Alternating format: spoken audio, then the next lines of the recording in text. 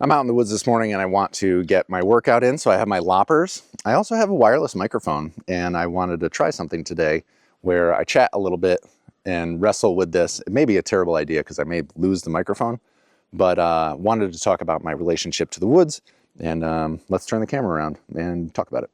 So for those of you who know me best, I have trouble sitting and talking. I need to be doing something. So I think this works out really well.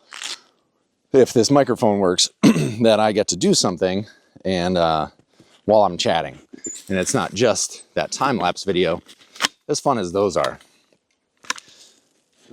Now, to address the commentary on the efficiency of which I'm doing this, the exercise is not just to cut the invasive species out in little pieces so that they're manageable and not intertwined, but to swing my arms around, lift things up with my shoulders, get at weird angles, push and pull on things. I have different hand tools that I come out here, but for the last 3 or 4 years, I've cut like 1.5 to 2 miles worth of trails. And it's been a lot of fun. I enjoy the time. The dog enjoys the time getting out and running around in the woods looking for stuff. Occasionally he finds a little rodent or something to dig at. But with enough space that I'm granted through how lucky I am in life, I have about 12 acres of woods that I can cut trails through, catch thorn to the face, and have a positive effect on nature while enjoying my time out here. Getting a little sweat going, keeping my muscles muscly. I just turned 40 recently, so I'm concerned about heart health and old age, and my bones and joints hurt more when I wake up and things crack and whatever. So having some kind of built-in routine that I get to play in nature, get a workout, give my dog a workout, and reach out and connect to my aunties and uncles and mom and dad and the people in my life who spend less time in nature than I do, but appreciate the experience. Well, I have this YouTube channel that I started to share this experience. We'll see how this goes. He's staring at my butt as I'm chopping stuff. So interesting in my head. You're getting the full stream of consciousness today because you're on the microphone and this is what YouTubers do.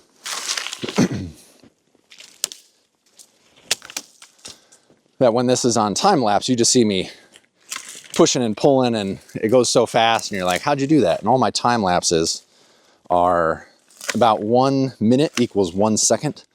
That's the speed. Here's the dog. And it goes by in a flash. Sometimes I have some fun music. Sometimes Troy comments that it's boring, that I have no music or something funny and gimmicky. But today, we're chatting. So the walk out here that I had the other day, for years and years, I tried to get my oldest to appreciate nature in some of the same ways. You take her out on canoe rides, tried to go camping a few times, worked on a farm for a long time, and just never seemed to take. She's an indoor girl, and that's fine. You know, we all have different things that make us happy. Ooh, that was a good cut. And recently, she will come out with me in the woods and ask some questions. She give me the feedback that she genuinely enjoys being out here and wants to know, what's that plant? What's that do? Things that I've been saying for years, tree identification and invasive species and soil health and topography. It's finally sinking in, which feels cool. And I almost don't want to talk about it because I don't want to ruin it, but it was really good. And it took me building this path because up until then, all the woods looked like this. And it just, you couldn't get anywhere. And now I've got, 1.5 miles of trails around the farm. And it's easier, more approachable to go out and not feel like you're walking through thorns, unless that's specifically your goal of the day. And so we're out on a walk recently, and I'm pointing out, you know, as there's a little interest, you feed a little nugget, like, do you see this plant? Now do you see it there and there? Why is that tree dead, Dad? What's that one doing? What's this? And you start to talk about the multiflora rose bushes and the bittersweet vines and the poison ivy, and how to identify poison ivy when you're out here so you don't get into it. And she turns to me and says, Dad, you're a good person. All but cried. I'm a crier, for those who know me well. And I was like, Mabel, thank you. What makes you say that? And she says, well, if you're not out here, who's caring for the trees? And I was like, oh, that's a Lorax moment. Mark, I speak for the trees.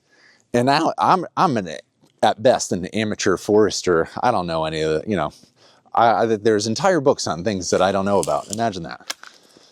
I follow some forestry people on the internet.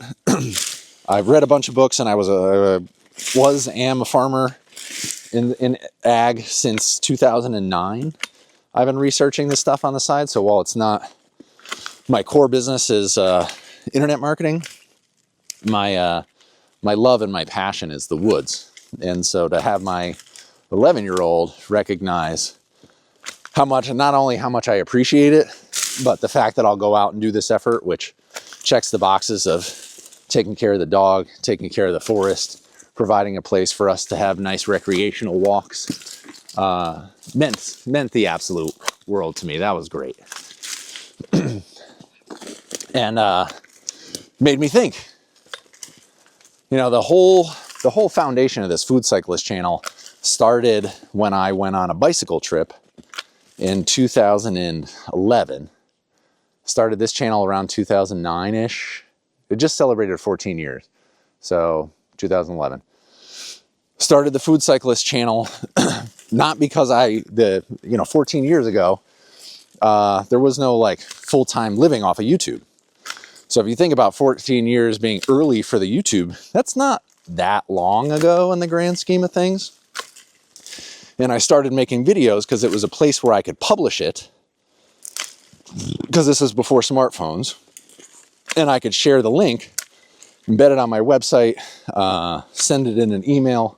Texting links wasn't a thing because smartphones weren't really around that much 14 years ago, which is also insane to say out loud. And was just a way to distribute information and share a story. And we went on a bike trip across the country, Kate and I, and made little video vignettes along the way, which if you cycle back in the history to the early videos on this channel, you'll see video vignettes, and that is a young and inspired John Siskovich sharing stories from the road and being like, hey, we visited farms and we're on the coast and we did this today, and Kate hates me for making this video. But as much as Kate hated making the videos in the moment, man, does she like going back and looking at those and thinking about, you know, the nostalgia is great. It's a very pleasurable experience, thinking about where you've been and having some memories. This is why photo albums are very popular, The John Show. And continuing it now 14 years later, because I just had that anniversary, YouTube let me know this channel's been active for 14 years, right as I was feeling old anyways. And now I do the same thing. I make videos because I want to have a conversation like I would spend pretty much every day with my parents, because they're awesome. I love my brothers and my aunts and my uncles, Judy and Chris Callie, because he's going to say, are you just mass texting this to me? And I'm going to say, no, Chris, this video is for you. That I started making these videos to share a story about the things that I'm trying and the things that are meaningful to me. And it started with slow food and that trip across the country, and continues that the more I found out and experienced in slow food, the more I realized soil health was an important thing. And I have this access to the forest, and the forest is a big part of our ecosystem. And just, I became a conservationist and an environmentalist. And all I wanted to do was farm a little bit. Well, actually, I wanted to farm full-time professionally, and it turns out that's one of the most challenging careers and professions that you can pursue in the world, because very few people have the farmer's back. And it's only getting harder as people are disconnected from their food system. Anyways, bouncing around a lot today because normally this is what happens in my head and I'm not talking. And I figured I would experiment today with the microphone and make a little progress and give you the bounce around stream of consciousness version. So I covered conservation, healthy relationships with my friends and family, distribution of a story, and I think that's where I'll start to wrap this video up so I can spend a few minutes not worried about my microphone or how saggy my butt looks in these pants. At the end of the day, I create videos because I want to share a story with the people that I love, and I want it to be easy to share that story and then go find it again later. So I use YouTube as a distribution hub to house my videos and family stories on various different channels because it works. And for me on this channel, success is one view. I make every video with one person in mind. And if that's you today, thanks for taking the time to watch the video. And I'm gonna go see what the dog's digging into.